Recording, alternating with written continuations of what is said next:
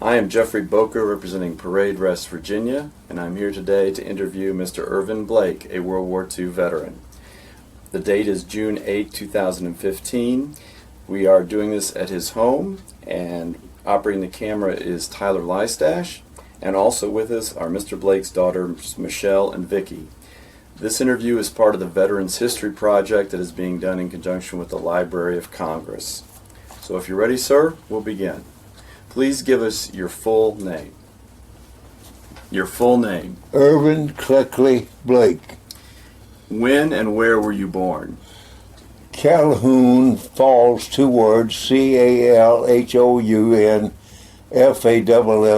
Falls, South Carolina. And when were you born? July 11, 1918. Okay. What were your parents' names? Well, my father's name was Wilbur Johnson Blake, and my mother's name was Hallie Bird Blake. What was your father's occupation?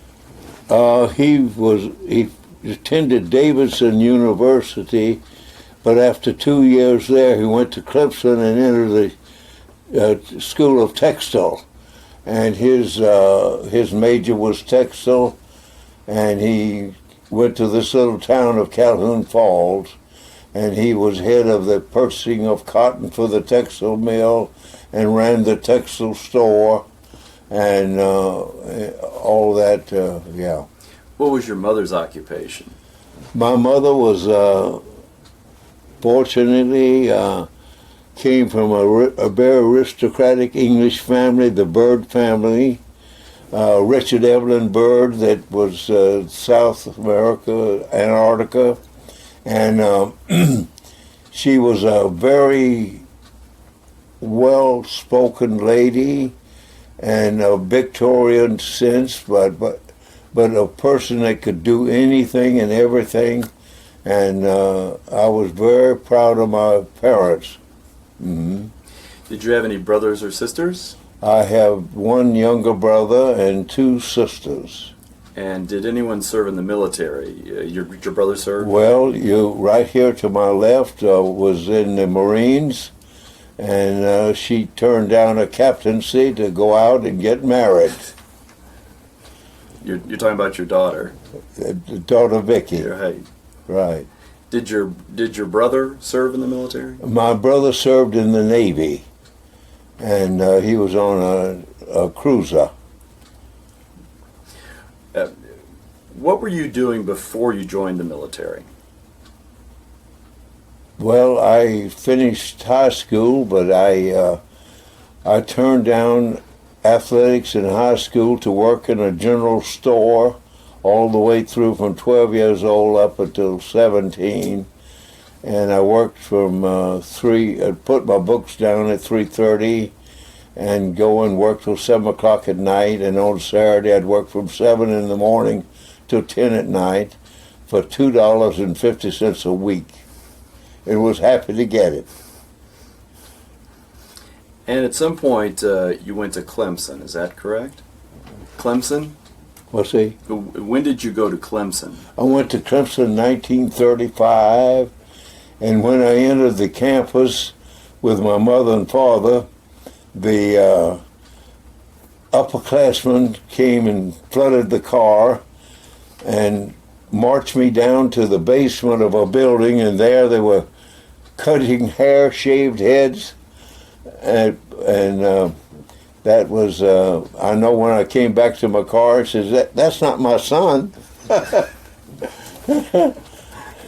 And but then I served as a freshman, and back in those days, they only had, it was a personnel, it's land grant college, and the only personnel were males, and you served 1 year as a freshman. They called us rats, and we served as a freshman, had to clean the upperclassmen's room, and if the upperclassmen got demerits with the inspection, then they would call what they'd call a rally for the dormitory, the floor, and you would present your posterior and you go right down through the paddles on each side, and when you get to your room, you get the extra paddle, and the hazing was pretty rough,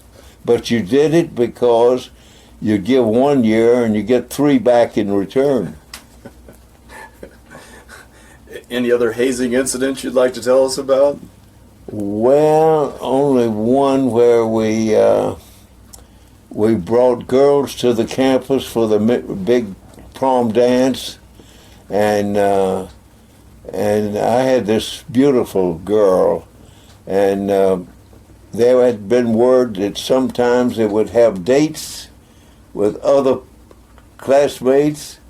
So I remember one time I parked right outside her window to see that she wasn't going, go, whatever. And I picked up the name then, Sheriff.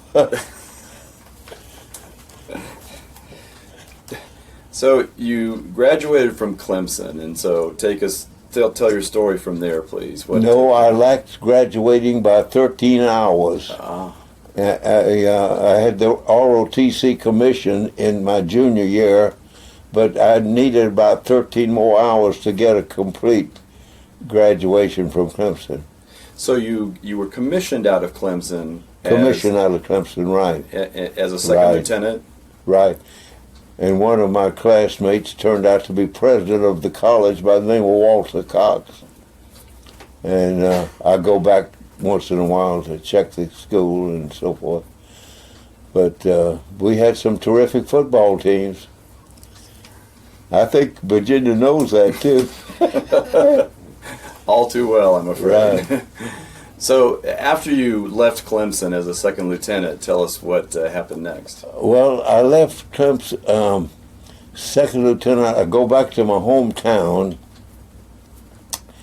and then that's when I applied pretty quick after that for the Navy to fly.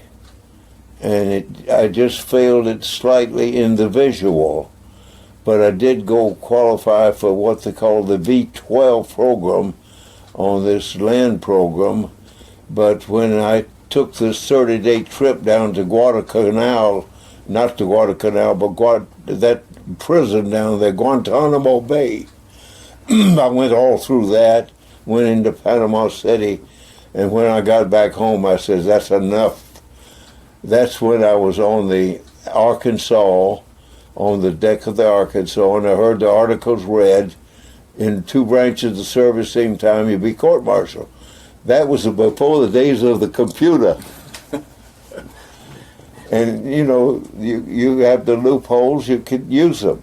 Mm-hmm. So were you still commissioned at that time then? No, I gave up the commission when I resigned my commission when I got back off of the Arkansas. And then that's when I re-enlisted. Back in those days, it had what they call 4F.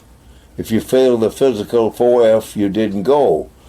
So in those days, I was qualified, having ROTC second lieutenancy, and I went in as a private and went to Scottsfield, Bellevue, Illinois, and there I put in an application for flying for the United States Air Force. See, back then, in those days, they called them Air Corps or something, and then went Air Force. And I went from there down to, I think I only took about a month of application, and I was down to Phoenix, Arizona, and to a field called Thunderbird Field that was owned by Jimmy Stewart and Margaret Sullivan, the movie stars. And today that field is called Scottsdale Airport. And I did well there in primary. I flew 10 solo hours before it was over with. But they observed that when I did acrobatics, that I was a little bit hesitant at the controls on the spins and the dives and the stalls and so forth. So, well, first, before I got into that being washed out, I was doing practice landings and takeoffs, and you have 5 on this side of the utility shack and 5 on this side, and you're going around 180 degrees, landing and touching down and going around. And during the operation, I was on the inside, closest to the utility shack where they had this snack bar and the bathrooms and so forth. And my left wing tip of it hit that utility building, and I went into a ground loop. And from there, I went into these check rides. There's 2 or 3 check rides, and they determined that I was not as quick enough on the dexterity on the controls. So there's where I started to be reclassified. What year was this that you were doing? This was in 1941. But we weren't yet at war. This was before Pearl Harbor. I was at the San Carlos Hotel bar when Pearl Harbor was hit on a Sunday morning, December 7th, 1941. And boy, it looked like the whole thing was big trouble. Well, pretty quick after that, I got into reclassification, and that's when I started. They moved me up to Denver, Colorado. In Denver, Colorado, I was in armaments while I was under this reclassification. And then they sent me to advanced classification, St. Louis, Missouri, Jefferson Barracks. And there is where I was reclassified. I still wanted to fly. And I was reclassified to go to Las Vegas Air Base to train as a gunner. And I trained there, and I like to mention the fact that when I was in Denver in armaments, I met my wife-to-be. It's a side situation, but I was there about 30 days, and then I was moved to St. Louis, and after about 30 days, I called her up and I said, honey, would you like to get married? And she said, this is quite sudden. I said, well, give it some thought. I'll be on my way. And she let me know the next day to come, and I hitchhiked on a 72-hour pass from St. Louis to Denver, riding 18-wheelers at night, and I got one all the way to Denver and proposed to her, but nothing was happening until I went down to Las Vegas. And after went to Las Vegas, and after I just about completed my training, I called her, and she and her sister came as a bridesmaid, and I used my roommate, or bunkmate, as best man. And we got married at the hitching post in 1942 I said, let's take this Friday night, Halloween. Well, I'll never forget it. So we got married October 31st, 1942. That was the height of the war. I remember when I first went in, you had to have 2 years of college and all of that. But it happened then in 1942. If you were a truck driver and you could fly an airplane, they put you there. And but she and I got married there. We married in the late morning. It was along about 11:30. And one of the big dance bands, I forget his name right now.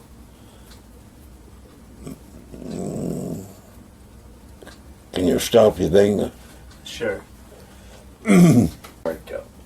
We just took a little break here, but what band leader was it? What's that? The band leader was who? Artie Shaw. Artie Shaw. That was the days of Tommy and Jimmy Dorsey, and Frank Sinatra came later. But I go back to Bing Crosby, that crowd. You want to get some water right now? Do you need some water, sir?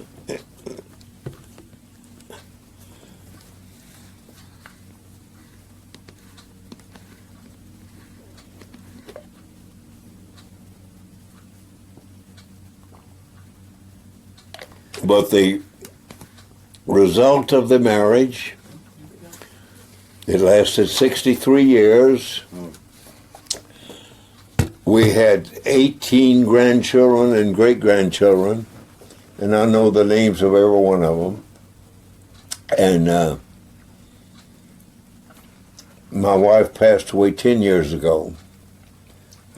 And I go down to Mexico every winter, lease a place down there. Well, congratulations on a wonderful marriage, sir. But my life has been just full of stories. And so you only knew your wife a few months before you married her, is that right? Well, we got married, and then we got together after I finished the training there at Las Vegas, and we went to maybe 3 or 4 different bases up in Lincoln, Nebraska, and Casper, Wyoming, and so forth, and then you're trained as a group. You've got a nose gunner from here and a tail gunner from here and a navigator, and we all got together in Topeka, Kansas, and they gave us a plane there too, a B-24. And in fact, I think I'm the last one living on the crew. And the pilot, every one of us went in different directions after we came back.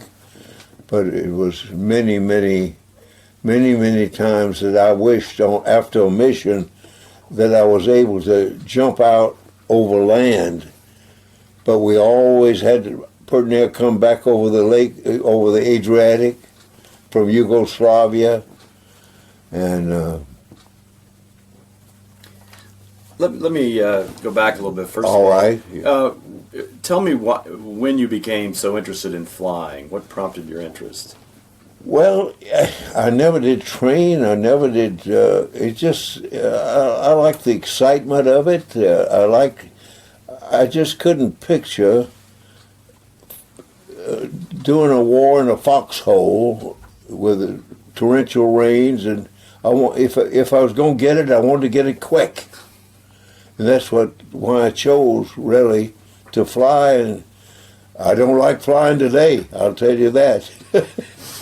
But back in those days, I loved it, and. But we had I had a pilot and a co-pilot, particularly the co-pilot was kind of a daredevil kind of guy, and he always wanted to go back over the homestead and buzz them and that kind of stuff. And the pilot was a young guy, was very educated, and he was, I think he was only 22, and he turned out to be the chief of police in his hometown in Massachusetts, Amesboro, Massachusetts. And he was the one that took us through the hard knocks and all. Do you remember his name? Just that kind of fella. I'm sorry. Do you remember his name, sir? Pardon? Do you remember the pilot's name? Edmund McLaughlin. Edmund McLaughlin. And the co-pilot was Joe Gervais. And he turned out, he only had a high school education, but he turned out to be a daredevil guy. He's the only one that stayed in the service. The rest of us got out. And, we wanted to get out as quick as we could. And and he's the only one that stayed in, and he went from, first they made him sergeant majors, still in the enlisted rank if you signed up again, but he worked up to a major in regular officer deal. And he's a guy, one of the many hundreds maybe, that spent his life studying this lady that went down, Amelia Earhart. And he used a lot of the government's money flying down in that area. And he wrote books, and he went to conventions up in the East where she was located at. And I went out to visit him, and he had file boxes of all about Amelia and Franklin Delano Roosevelt and the Pearl Harbor deal. Yeah.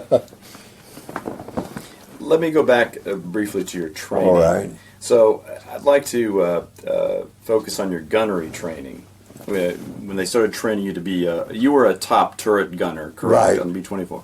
So tell me a little bit about your training. How did they teach you to shoot your weapons, to aim them, that kind of thing? Well, we had gunnery sessions constantly, even down to trying to put them all back together, blindfolded and all that type of thing. But the thing about it, we didn't use them hardly any all. We would clear the guns when we went on missions, but we didn't have the aircraft fighters to worry about. It was the ACAC, and I remember very vividly that one of the missions that we had towards the end of the war, it was I think it was along about in December when they had the Battle of the Bulge, and they set up, even like out in Colorado Springs, Colorado, where they have the Air Force Academy, they sent the students up without any guns or ammunition, with the idea of, like kamikaze in the Japanese War, to come into the formations we were flying and hit us if necessary. I had one coming right at me. I had him right in my gun, and he dipped out, went underneath the plane. But he probably wanted to save his life too. Yeah. And but I had 3 or 4 missions that were really, really touchy. And I want to get to those. My last question on training is, for training on gunnery, did they actually at some point have you in a plane shooting? Yes. We went up to Casper, Wyoming, and they had the gunnery range. And in fact, the pilot called me down from the top turret, and he said, "You want to take the controls of this?" And I said, "Yeah, I'd like to, with you standing by." And you go down the gunnery range at 300 feet and shoot the targets, but I was handling the 24. You know, it's just like today, they're going to be pushing buttons and don't even need pilots. And but you see, the reason why it was 24s, because in the first part of the war, in 41 to 43, the 8th Air Force in England took the brunt of the whole thing. The squadron was just decimated, coming back half gone and so forth. And they wanted something that would fly higher, faster, and carry more bombs. So that's why the 24 came in, and we succeeded the 17s. And we'd get on a target in the 17s, would be way up there, and they'd be shooting at us because we couldn't get up to altitude, but we fast. And we had 4 Pratt & Whitney engines, I think it's 23 horses apiece. And but but the 17s really took a beating. Yes, sir. So tell me how you went from the United States over to Europe? Oh, that was, that is the mission of all missions. We worked our way up through the New England states. Both of our pilot and co-pilot were from towns up in Massachusetts. And we buzzed the homes on the way up to Gandon Field in Newfoundland. And there we were, you might say, told to stay inside, not to leave the field and so forth. And they did a escape deal back and forth and got there. And now we got to fly out at 10:30 at night. And we have to go to the Azore Islands off of Portugal. And we're flying along, I think it's about 2 o'clock in the morning. We'd passed the point of no return. And all of a sudden, here comes the navigator out of the belly of the plane up to the platform and said to the pilot, I've lost all celestial. Now we still got to go about 800 to 1,000 miles. And all it was a little beep, beep, beep, beep, beep, little radio beam. We got on, and we get down to the Azore Islands. It's just turning morning, daybreak. It was an overcast for 20,000 feet, 50 feet to 20,000 feet. And around the top of this overcast were about 20 planes, 10 or 12 of ours, and maybe 6 or 8 transports that move things over the Himalayas. And we get there, and you know who's going to go down first? The transport guys that knew everybody in the control towers. So we knew the gasoline was running out, and all of a sudden it's our turn, and we go down through there, and we kept going down. Of course, I did most of my praying then, and get down there, and I tell you, you could see the water coming up from the waves when we came out of it. And we'd eaten up half of the runway. Back there, the runway was a metal kind of on top of dirt.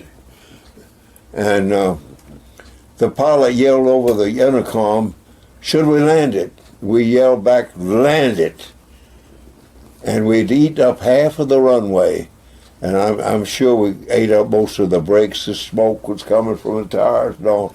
I got out of there and I kissed that black dirt. And that was worse than any mission I flew on. And then we were to go into Africa. And in Africa we stayed in, you remember Rommel, the tank guy? Sure. Well, we stayed in his barracks. We had defeated him and stayed at his barracks. And then after a day or two there, we were in Tripoli and Algiers. We go to fly into Italy. This Cerignola is about 30, I'd say about 100 miles from Naples and about 35 miles from Foggia, Italy. We're in more of the heel of the route. And that's where we flew out of. And tell us again what your bomb group number was? 484. And that was 484 bomb group. And that was part of the 15th Air Force? 15th Air Force. Okay. Yes. General Twining.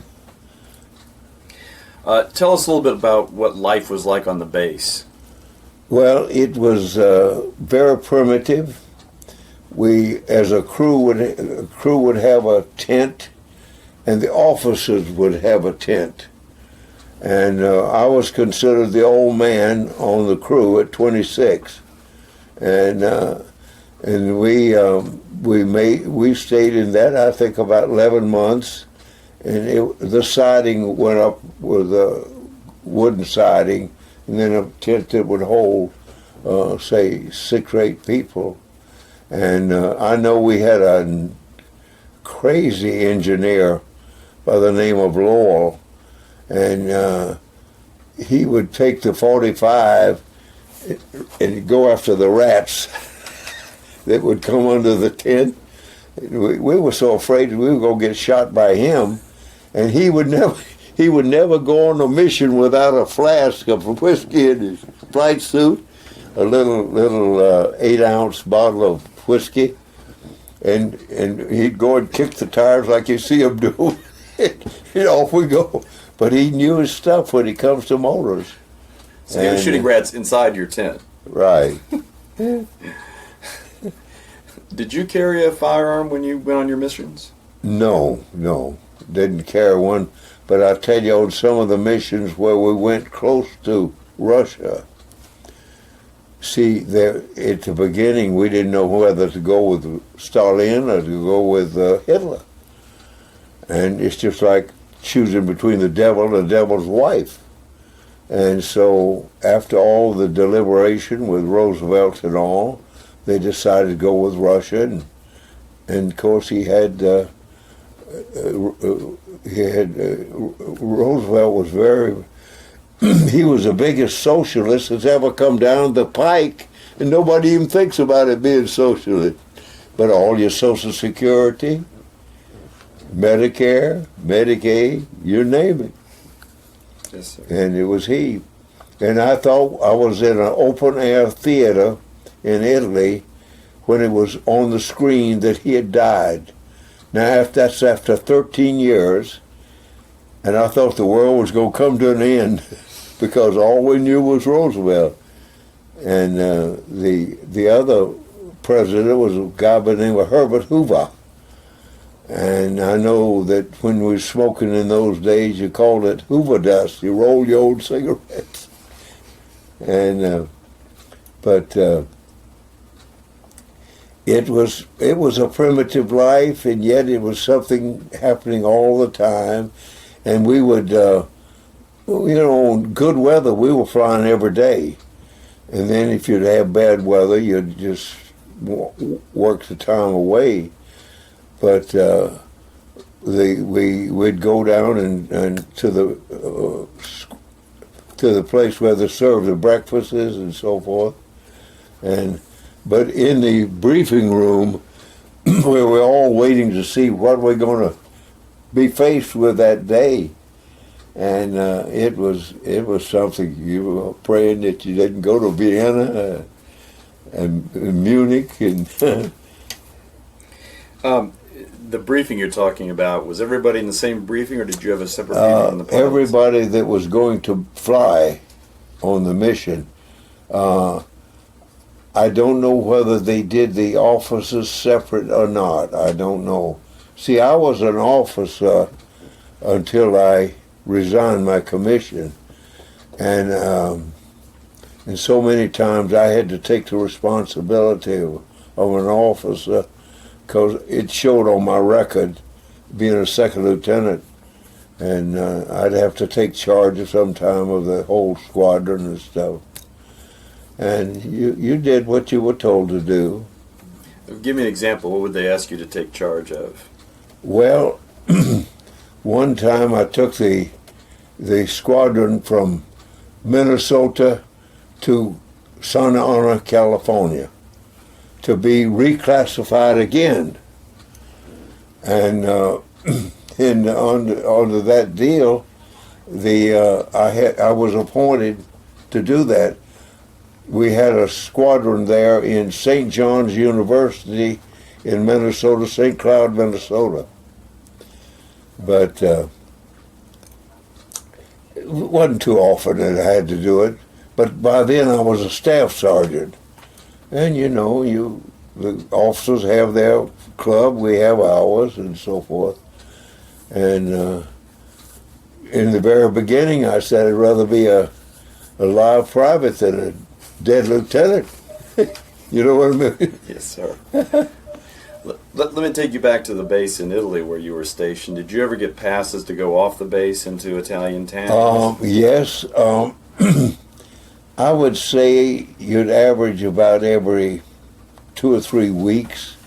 They'd give you a pass, but you had to be back a certain curfew at at night, yeah.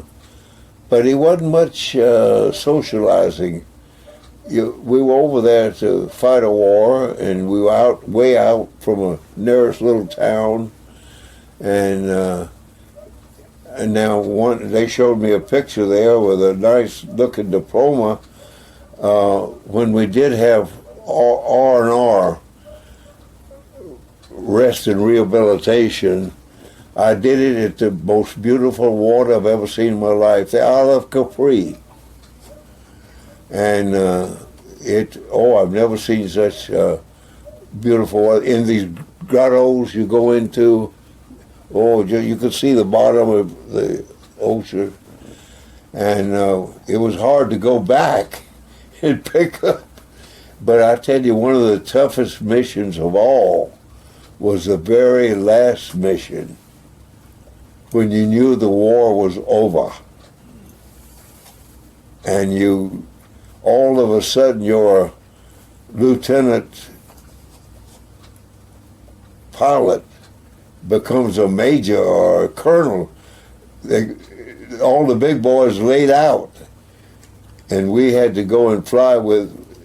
And I saw planes go down that day, and I said, "Oh my gosh, they made it this far." But that was a tough one. Where was that mission to? Do you remember where you were going? Pardon? Do you remember where you were going on that mission? I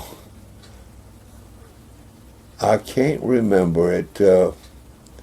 On that last one, I don't think it was one of the bigger targets. Probably up to the. Yes, it was a big target. It was Vienna. I was thinking it might be the Alps, but it was Vienna. And see, they weren't as accurate as you take a place that had 12 or 15 guns. They could hang them in your back pocket, but on these big ones, they had a whole city to cover, and they weren't as. And we had ways of counteracting it. Before you'd go through the flak, you would throw this aluminum foil out the waist of the plane to disrupt the radar guns. And that we did, but we still lost several that day. And I remember one or two times coming back home, just by the fate of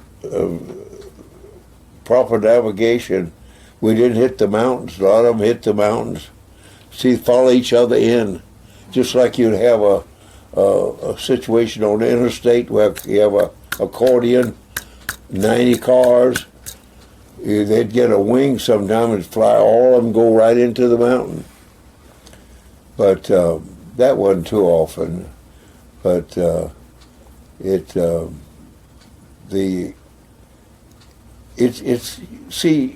things have changed so much with wars now. Everything's push button and drones and stuff, and but back in those days it was romantic. The flying and all. Then you'd say, "I'm going to be one of the ones that come back," and you'd get your flight jacket. You'd have your stripes on it, how many bombs you did, and so forth, and you swagger. And just like a 20-year-old would do. Were you ever afraid? What's that? Were you afraid? Did you have to deal with fear? Yeah, I was afraid. Yeah, well, I didn't get afraid until I got to see what's happening. Then that mission I told you about that the 105 house went through the shell and left a big hole. And I honestly believe if you could have stepped out of that plane, that you could have stepped on puffs and never missed a one going across. It was like that. And that particular mission, they had brought up a plane down below, one of the ones that we had shot down. They had shot down of us. And they had it up there trying to break up the formations. And then I'm sitting there looking at a hole all the time, thinking the thing is going to come fly apart. And just about that time, we broke out of all of it, and I said, we're still living. And I looked off to the right in the most beautiful blue sky you ever saw, in the cumulus clouds. And there was Christ come home. And I've been living by that ever since. I believe in 5 F's: faith, family, friends, freedom. And a little fun, stirred a little fun there. And that, I've lived by that.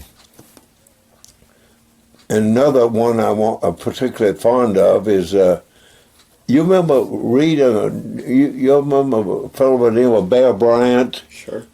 Down at Alabama? I go back to his days. This was in the 70s, and he was looking for a black linebacker, football player, and it was one up in northern Alabama, and he drove up there, and it just happened that this father of this linebacker had a little restaurant with a fluorescent tube light saying restaurant, made of cinder block. And old Bear heard and smelled the aroma coming out of frying chitlins. And he walked in and he said to this guy, I'm telling you that it smells so good, could you fix me up a plate? And the guy said, yes, I'll take care of you. And he ate those chitlins. And it happened that the linebacker he was looking for was the son of this restaurant guy. And the son comes in, and he says, son says, I want to go to Auburn. Not Alabama, Auburn. His dad says, no, you're going to Alabama. This is the finest guy that ever came in to my place. And so Bear goes back down to Tuscaloosa, and the coaches in the league, Southern Conference, Southeastern Conference, called up Bear and said, how did you do it, Bear? Bear said, don't cost nothing to be nice. And I've never forgot that. Let me go back, because about that mission where the shell went through the plane. Yeah. Because we actually didn't talk about that very much while we were on camera. So go back through that and tell us that story about the what? About the shell that went through the plane and missed you. Yeah, Tell us about that. You're watching everything, and all of a sudden you feel the plane jar, and I looked over there and I could see the opening of the shell going through.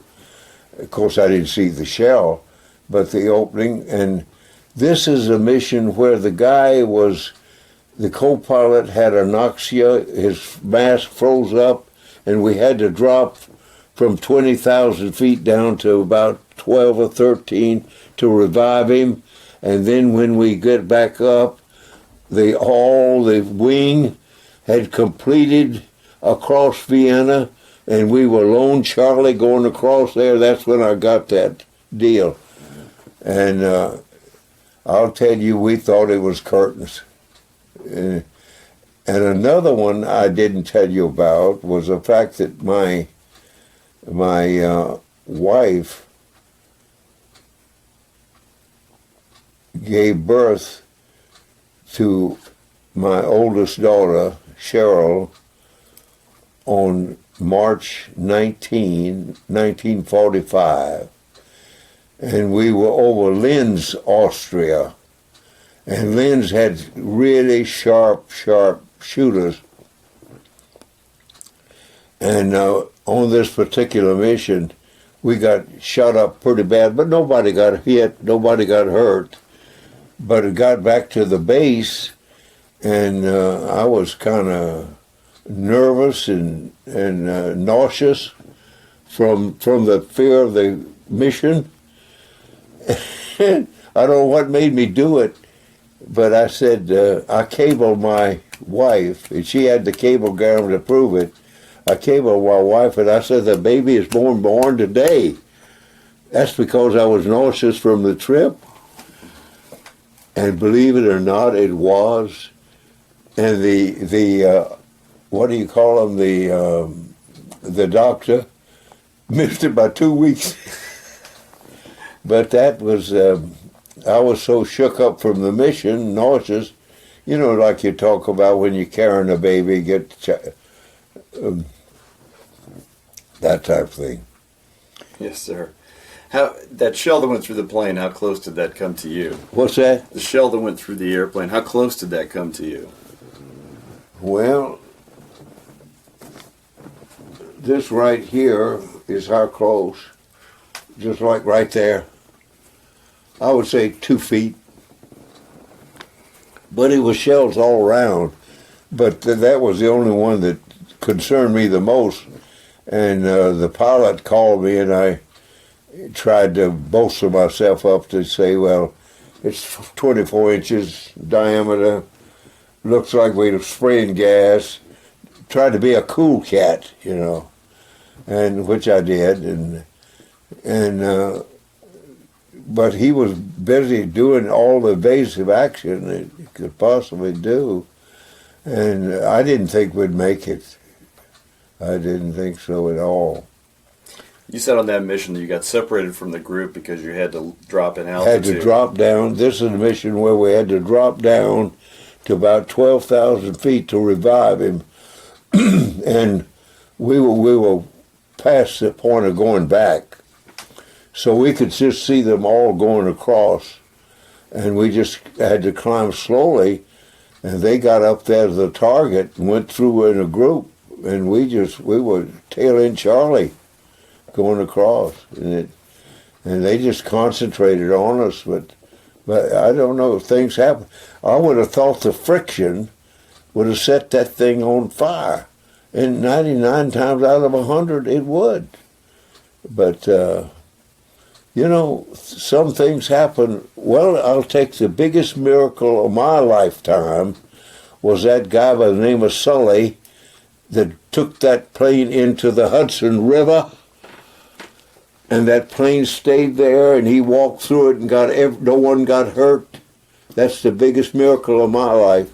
Because I know what he just missed that bridge by 70 feet. And he knew exactly those waves in that Hudson River because he was an instructor of gliders. And he knew exactly what to do. I thought that was just out of this world. You remember seeing pictures of that, right? Oh, yes, sir. Yes, sir. And that was a miracle. How? Obviously, you're flying into danger on these. You're flying into danger on these every time. Danger? Danger. How did you personally deal with the fear of combat? Well, I guess you kind of pray a lot if you're that way, and it's just another day's work. You didn't get frightful or fearful unless you just lost your marbles, and we call them Section 8s, when you just couldn't fly anymore. And some of them was conscientious objectors, but it was more or less in those days. It was patriotic. Now you take recently in that Persian War, the first one.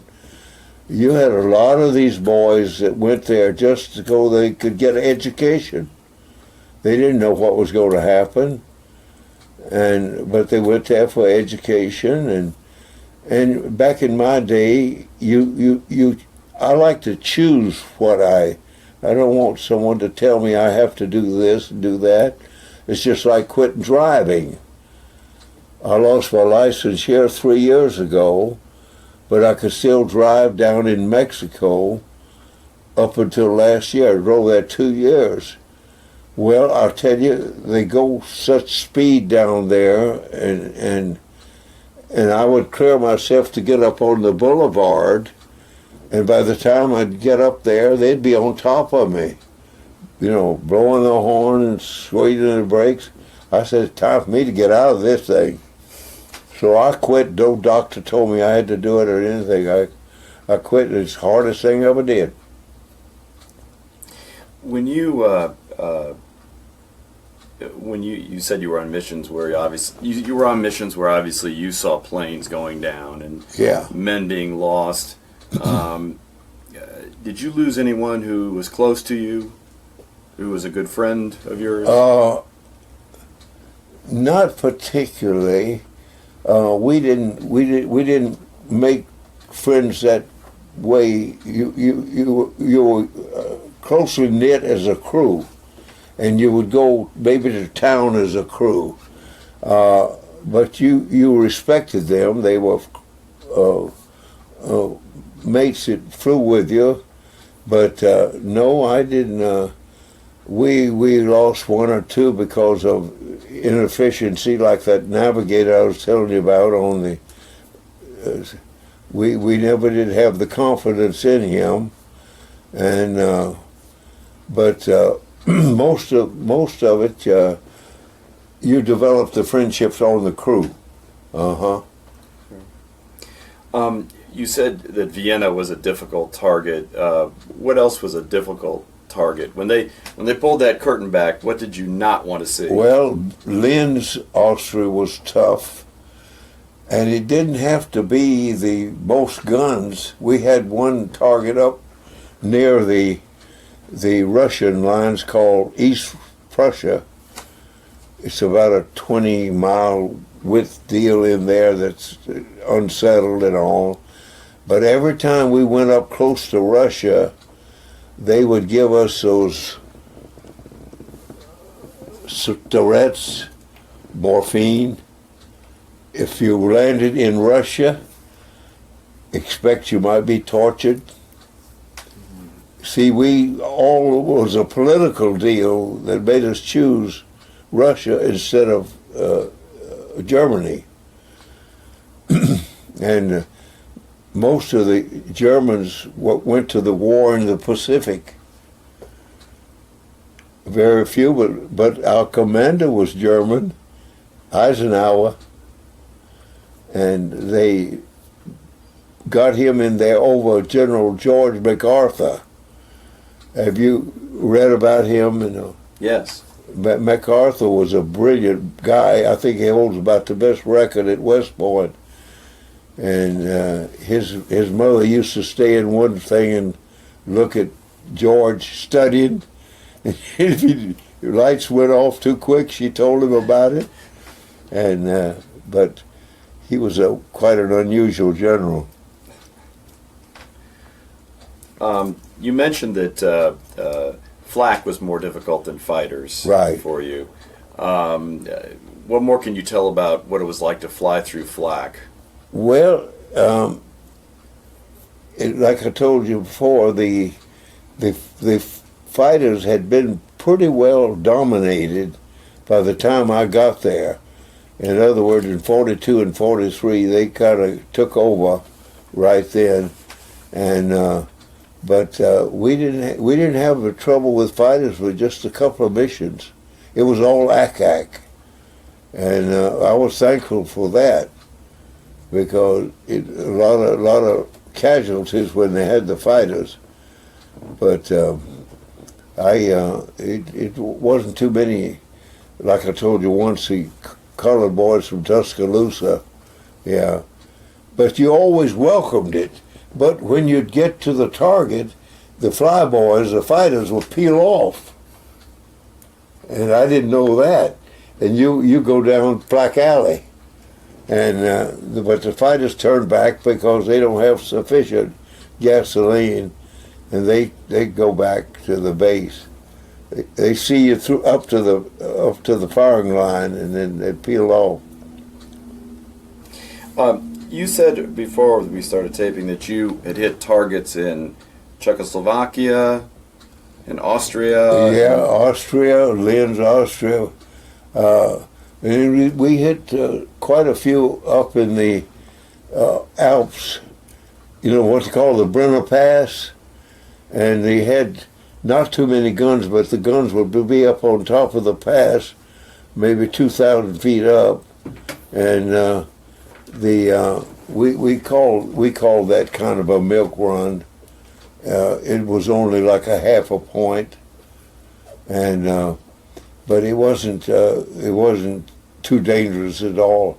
Then I believe we had some runs close to Yugoslavia that weren't weren't heavily manned, but it was Alps. We flew quite a few of them up over the Alps, and we'd either go up over the Alps, which would be hundreds and hundreds of miles of nothing but snow-capped mountains. It's like the Rockies here when they have the snows.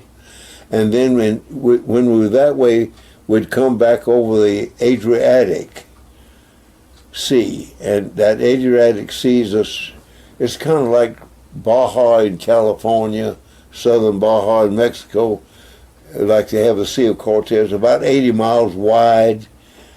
And we always concerned ourselves about getting over that water and getting back into Italy, which was close by.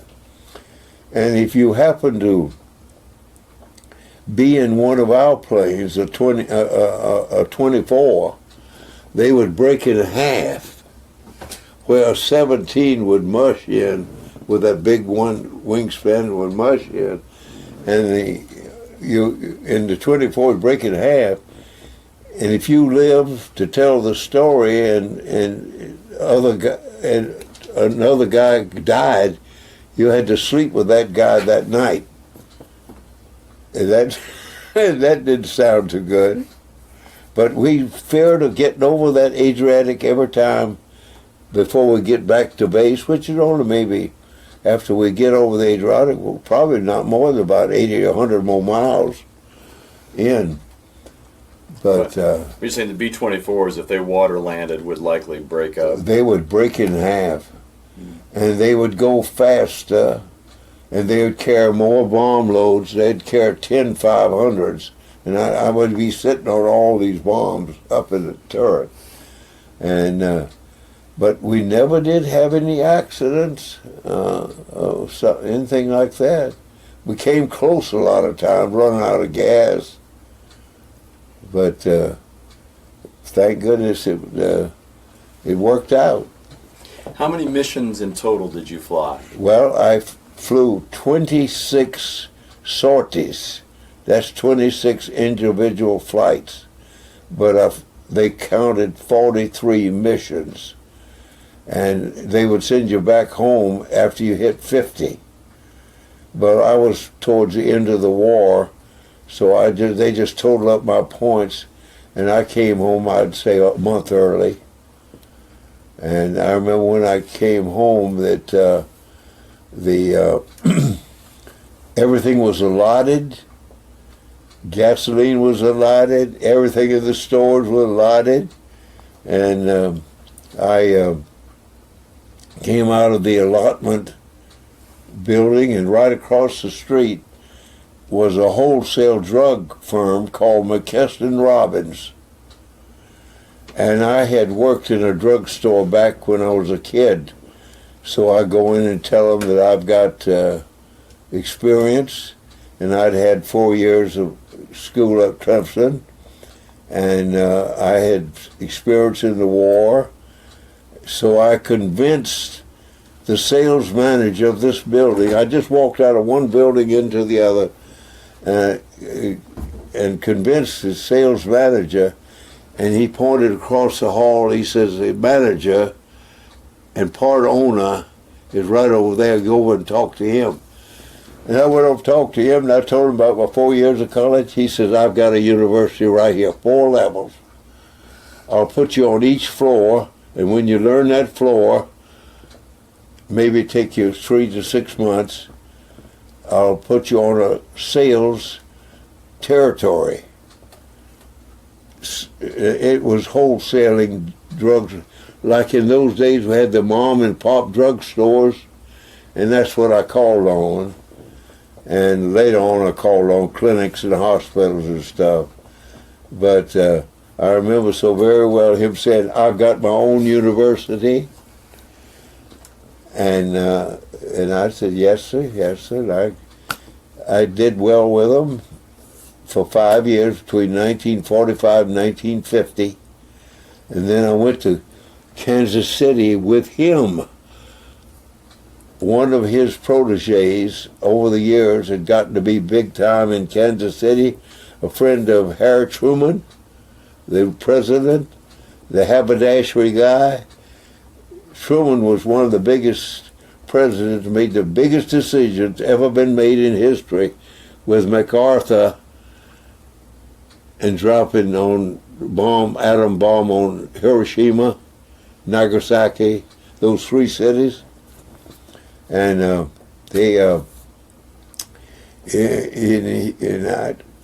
we turned out well in Kansas City. I was with three drug firms, and one of them was twice four. And after 20 years, I said I want to get into something else. So I got into stocks and bonds and insurance and stuff like that. And I wanted to make the sale. And I've always been a salesman till I was 12 years old. And it's just, I like the thrill of making the sale. And I remember so very well one company I was with, I had my golf clubs in the back of the trunk of the car, and the sales manager was a fisherman. And when I'd make a big sale, I'd go and play the golf. Of course, I always played with possible candidates I was going to sell. Yeah. What you mentioned the drop? You mentioned the dropping of the atomic bomb. What did you think about that decision? Oh, well, Jeff, it's a lot of things that we can't make a decision about because we don't have all the information, and we have a tendency to bring human relationship in, and at that time, anything to end the war quickly. I would have never thought of what he did, but you know, we are not too well liked worldwide. We are the rich papa, you know, all through the world, and we are a melting pot for the whole world. Right now, I think I forget how many different nationalities we have, and they're coming in by the thousands and thousands, and it's got to be a breaking point somewhere. I personally, I didn't think what happened to me in 2008 when I went to bed one night, and the next day I woke up, I've got 40% less than what I had when I went to bed.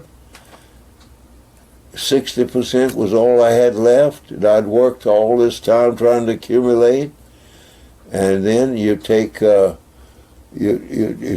was at 11 years old when we had the crash of 29. You heard about that one, the big depression. Everything went broke. The banks went broke, the insurance companies went broke, everything went broke. And so I've been through it all, but the one thing you've got to keep in life, you've got to keep your positiveness about you, and I know in my particular case, if I get around people that are negative, I don't want to hear it. I'll move away. I'll tango away. I don't want to hear it because you've got to think of the positive. Sir. Is there anything else from your, I want to go back a little bit to your wartime experience, any other stories from any missions that you flew that you'd like to share with us?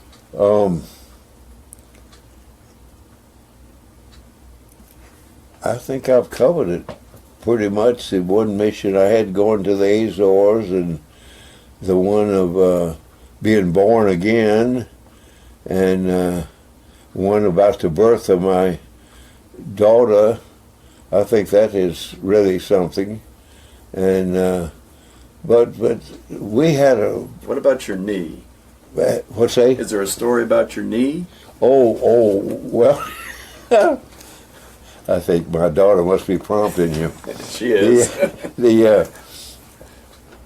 One of the missions, we took care of it quick, and coming back, and I guess I was in a hurry to get to the bar or whatever, and I released myself from the turret, and down below the radio operator had left the trap door open. And as I released myself, I thought I'd be getting on the trap door, and this leg caught that side going down, and I was hospitalized. This was toward the end of the war in '45, and I got discharged in Denver, and I remember it was first lieutenant was handling all the discharges and so forth, and he says, I thought he might hold me up if I got involved in the medical part, and he said, you'd better do something about it because you may turn on you and you need to do some work, operate or whatever. So I said, well, if I've got to mention it, was a 2-week stay in the hospital. And he gave me 20% disability, and I've never had it operated on. But I went through a lot of pain lots of times. But that was he was trying to help me. And when I lost my vision right here in your vehicle, the deal out on Pantops, I never will forget it. I had mastered the letters on the old system on the wall. I mean, just through checking and so forth. And now they got this kind of like binoculars right to your left there, and you go down, and I looked in there, and all those wires looked like a bunch of spiders. And the little lady next to me, she says, what's your problem with your visual? Is it distance? I said, ma'am, it used to be distance. She said, try my glasses. I tried a glass, I couldn't see nothing.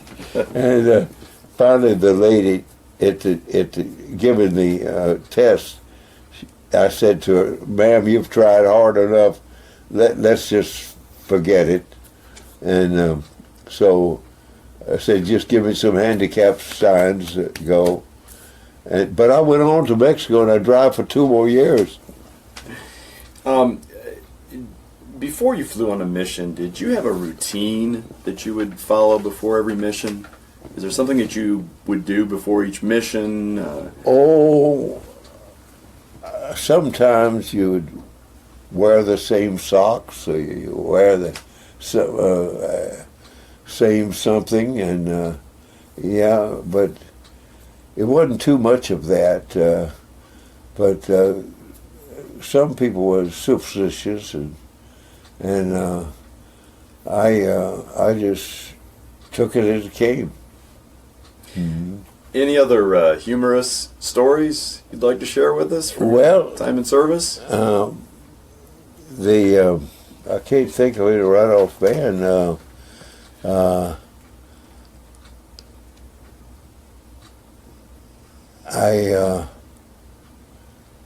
don't think of it right now. You've covered pretty much. Let's take a...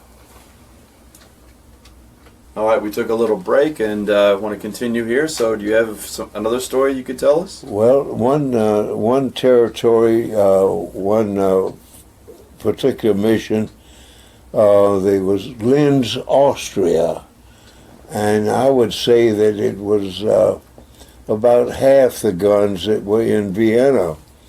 But Linz, Austria, we went in and did our so-called bombing with dead reckoning right on the rail yards and the bridges and so forth.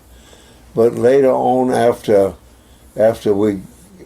all this happens, and I go and take my vacations down in Mexico, I met this couple down there, and the name was Clint and Irvin, and she had been living in Linz, Austria at the time we were bombing, and her friend also was in the MP part of it, policing the area, and when she found out that I was the one who was dropping the bombs on her, we missed a lot of the rail yards that day and fell into the residential area, and it happened to be the area where she lived, and it wasn't too nice, but we turned out to be best of friends later. That was Hermine and Clint Cully. And but Linz, we had a lot. Another one was Salisbury, and we had a lot of smaller targets in Vienna, but they were targets to be reckoned with, and but you had to fight the elements. If the weather would shift on us from what they told us in the briefing room, and you just had to be ready for anything that came along. Now, you said before that you were bombing these rail lines and some of the bombs missed. How did you find out how successful the mission had been? Well, they had photographers and all that came in. In fact, my next door neighbor down in Mexico was in the fighter group that was nothing but reconnaissance, and all he would do was fly in at 200 or 300 feet, and he could see everything happening on the damage, and he would go before we bombed it, after we bombed it, and they took the pictures and all, and they did it mostly in photography. Mm-hmm. What did he fly? What plane did he fly? What's that? What plane did he fly? Do you know? B-20. Oh, what he flew? P-38s. That's a two-wing, the rudders, I think. Yes, sir. P-38s, and he was quite a guy, and he said, well, now his flying was so close to the ground, it was all dangerous. You know, being that 200 or 300 feet, you had to watch for power lines and any obstructions, and he became so nervous from it that when he finished his tour of duty, his hands just went like that. And they said, you have Parkinson's, that St. Vitus dance stuff. And he said, no, it's nerves. And I know when I would offer to help him, he'd brush me aside. He'd just keep on doing it until he got a grip on it. And he was quite a pilot and quite a driver. But he gripped that steering wheel. And but he was now he finished up, I think, pretty high on the officer list. See, when I gave up the enlistment part, and if I'd have lived and stayed with it, I'd probably wound up a colonel or something like that. Like that co-pilot that stayed, and they made him a sergeant major. And then he got out of that and went on up to major, and he didn't have the education or anything like that.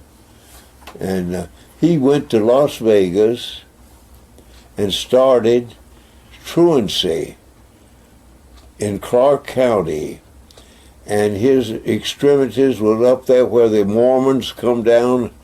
And on the Arizona line, they got a city called Springfield or something. And he started truancy. When he left, they had 26 cars. And he was, I went to visit him several times in Las Vegas because we got married there and so forth, and saw all the Rat Pack, you know, back in those days. And, you saw them personally? yeah.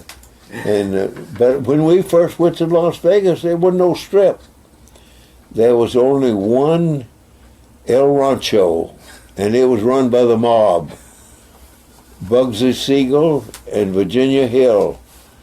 And it later caught fire, but we went out, I'll never forget, we left downtown at the hitching post and went out there and celebrated that night.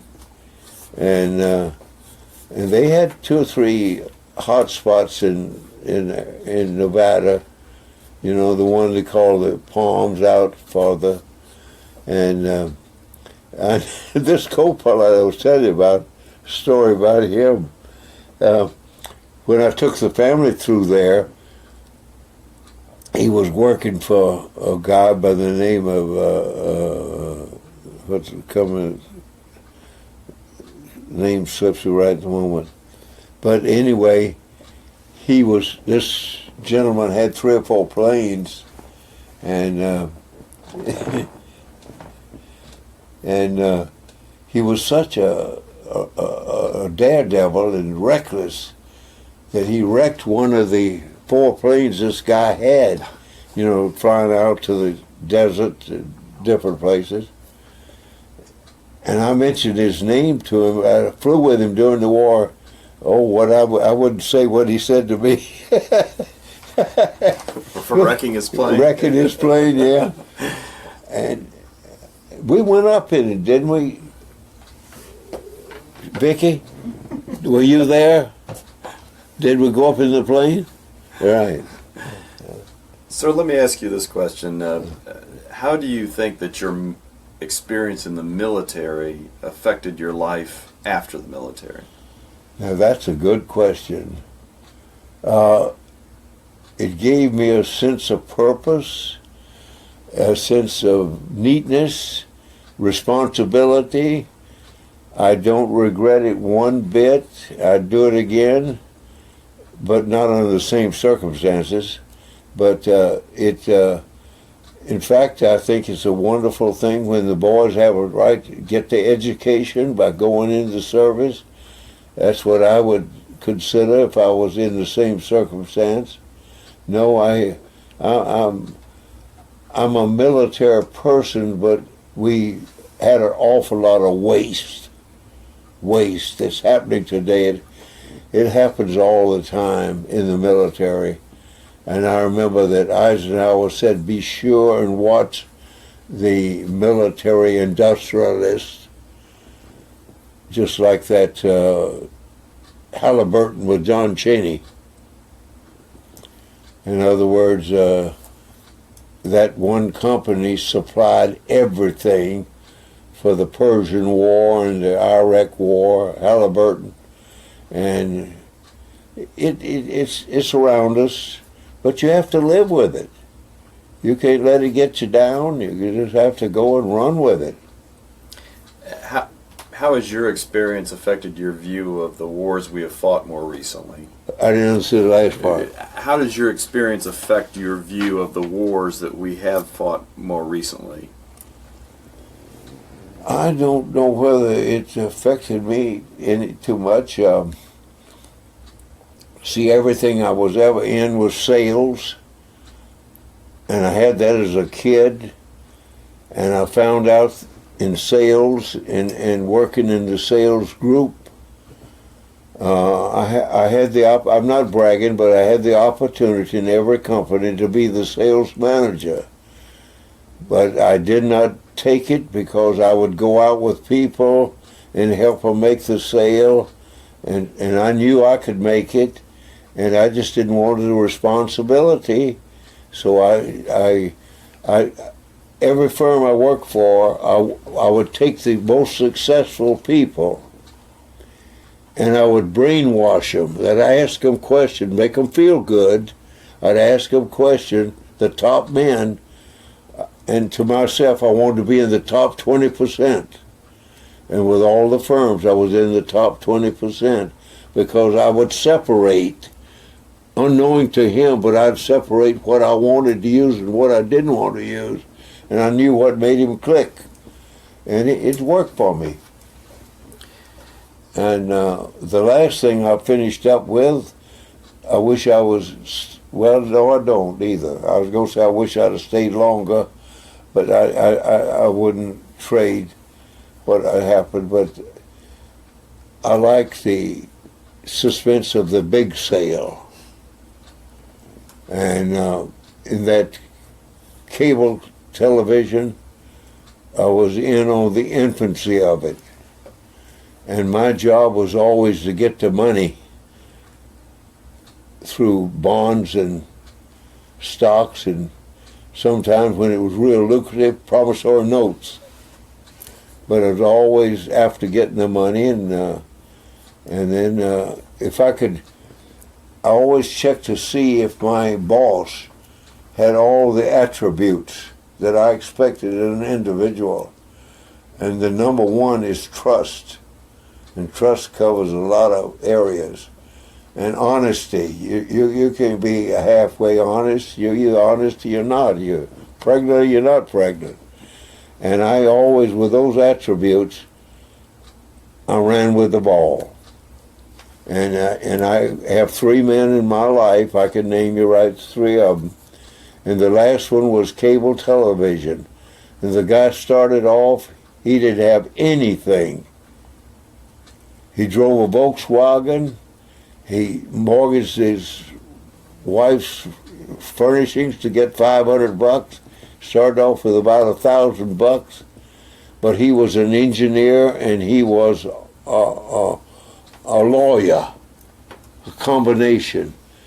And he started with 3 or 4 cable stations up in the mountains. I don't know whether you're familiar with Colorado, Evergreen and Idaho Springs and Morrison and so forth.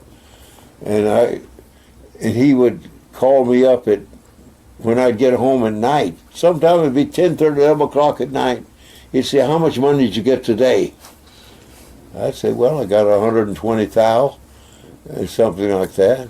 And it does my heart good to go back and see the building that he put up, with glass building with all these antennas in front and all that, because one lady that I had myself was responsible for the cash down payment to get it going.